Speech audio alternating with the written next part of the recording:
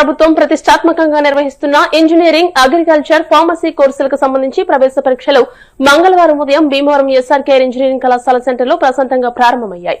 మొదటి షిఫ్ట్ లో 150 మందికి 7 మాత్రమే గైర్హాజరైనట్టు చీఫ్ సూపరింటెండెంట్ పిఆర్ఎస్ఎస్ వెంకటపతిరాజు చెప్పారు. ఈ సందర్భంగా ప్రిన్సిపల్ డాక్టర్ కెవి మురళీకృష్ణరాజు మాట్లాడుతూ విద్యార్థుల తల్లిదండ్రులకు కళాశాలలో సెమినార్ హాల్లో ప్రత్యేక వసతిని ఏర్పాటు చేసినట్టు చెప్పారు. అక్కడున్న అధ్యాపకులను కళాశాల గురించి తెలుసుకుని విద్యార్థుల భవిష్యత్తుకు గల ఉన్నత అవకాశాల గురించి అడిగి తెలుసుకున్నారు. ఈ నెల 18వ తేదీ వరకు ఇంజనీరింగ్ స్ట్రీమ్ 19, 20th డేట్స్ లో అగ్రికల్చర్, ఫార్మసీ కోర్సులకు సంబంధించి ప్రవేశ పరీక్షలు జరుగుతాయని చెప్పారు.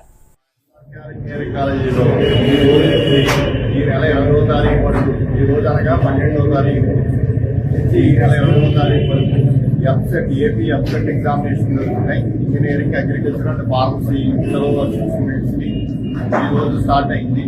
మాకు ప్రతి సెషన్ కి 150 మెంబర్స్ అలాట్ చేశారు స్టూడెంట్స్ ని.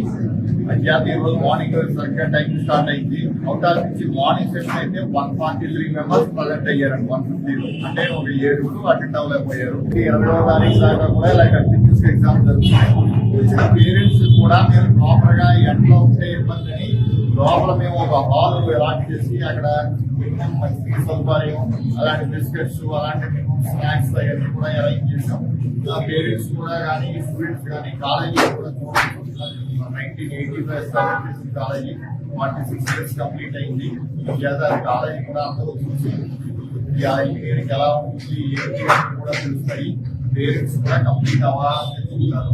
అటెండ్ అయ్యే స్టూడెంట్స్ అందరం కూడా బాగా రాసే ఎగ్జామినేషన్ వాళ్ళు అనుకున్న బ్రాంచ్